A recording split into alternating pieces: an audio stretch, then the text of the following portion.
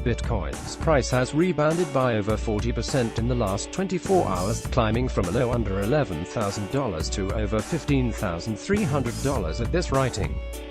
That followed a steep 5-day drop of more than 40% from record highs of over $19,600, as measured by CoinDesk's index. After the crash and rebound, investors who bought Bitcoin as recently as late November have still seen nearly 80% returns.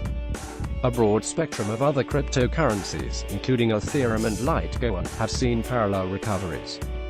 During the crash, the major exchange Coinbase experienced an outage due to high traffic, possibly an indicator of its huge crop of new investors panic selling. But such wild swings are nothing new for Bitcoin, and even in the midst of the crash, longtime advocates on Bitcoin forums were celebrating the price drop as a discount, and urging each other to either dip.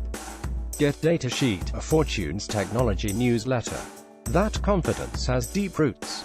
Even in the midst of this year's massive cryptocurrency run-up, there have been several major corrections. Bitcoin crashed by nearly 40% in September.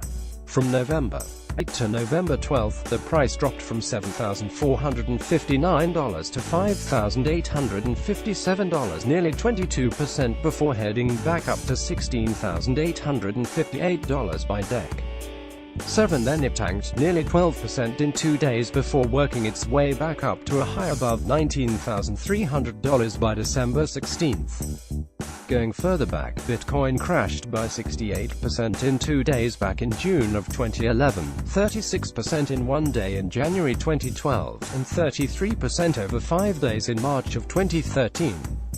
All of those crashes took place at prices under $100, and some of them took months or even years to climb back from. But investors who held on, motivated by faith in Bitcoin's long-term promise, have been spectacularly rewarded.